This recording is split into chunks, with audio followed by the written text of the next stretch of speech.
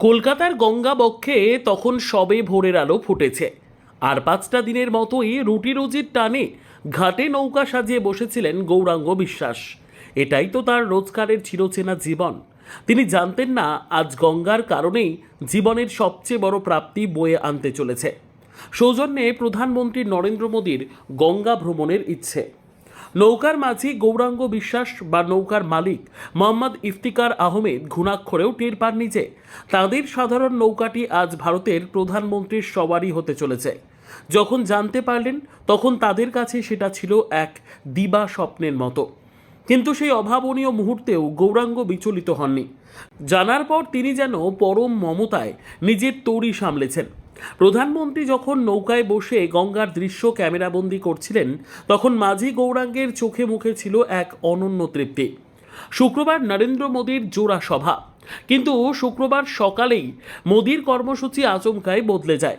গঙ্গা বক্ষে এই নৌকাবিহার জানা যায় মোদীর সমাজ মাধ্যমের পোস্ট থেকে। সেই পোস্টে একাধিক ছবি ভিডিও দিয়েছেন তিনি। পেছনে দেখা যাচ্ছে হাওড়া এবং বিদ্যাসাগর সেতু। এও দেখা যাচ্ছে যে চোখে রোদ চশমা পরে ক্যামেরা নিয়ে ছবি তুলছেন প্রধানমন্ত্রী। মোদী গঙ্গা ভ্রমণকালে নৌকার মাঝি গৌরাঙ্গের সঙ্গে কথোপকথন চলে।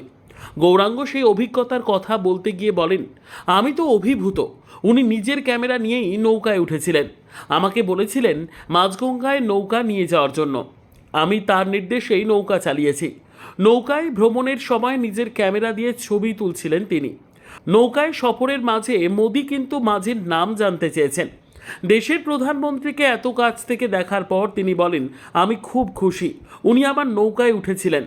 আমি কল্পনাই করতে পারিনি, এখনও স্বপ্নের মতো মনে হচ্ছে। নৌকা বিহারের পর গৌরাঙ্গকে বুকে জড়িয়ে ধরেন মোদী। প্রধানমন্ত্রী এসে তার নৌকায় চড়বেন বিন্দুমাত্র আভাস ছিল না বলেই জানাচ্ছেন নৌকার মালিক মোহাম্মদ ইফতিকার আহমেদ। তিনি বলেন, 7টি বোট চাওয়া হয়েছিল আমার কাছে। উনি একটিতে উঠলেন, মাঝগঙ্গায় গেলেন, ছবিও তুললেন, নেমে আমায় নাম জিজ্ঞাসা করলেন। প্রধানমন্ত্রীর থেকে যে ভালোবাসা পেলেন তা বোধহয় কোনো দিন ভুলতে পারবেন না বিহারের বাসিন্দা ইফতেকার। তিনি বলেন, নৌকা বিহার শেষে উনি এসে বললেন, তোমরা সকলে একজোট হয়ে থেকো, ভালো থেকো। প্রধানমন্ত্রীর এই ঝটিকা গঙ্গা সফরের এই মুহূর্তটা হয়তো মোহাম্মদ ইফতেকার আহমেদ ও গৌরাঙ্গ বিশ্বাসের স্মৃতিতে আজীবন আটকে থাকবে। প্রধানমন্ত্রী চলে যাবার পর তারাই যেন হয়ে উঠেছিলেন সেলিব্রিটি। সংবাদ মাধ্যমের ক্যামেরা তাদের দিকে ঘুরতেই প্রতিদিনের চেনা ছন্দ যেন আজ তাদের কাছে এলোমেলো হয়ে গিয়েছিল। তবে পুরো ঘটনাটা এমনভাবে হঠাৎ করে ঘটে যেতেই এখনও ঘোর কাটছে না নৌকার মাঝি ও নৌকার মালিকের। Bureau report, digital news Bangla.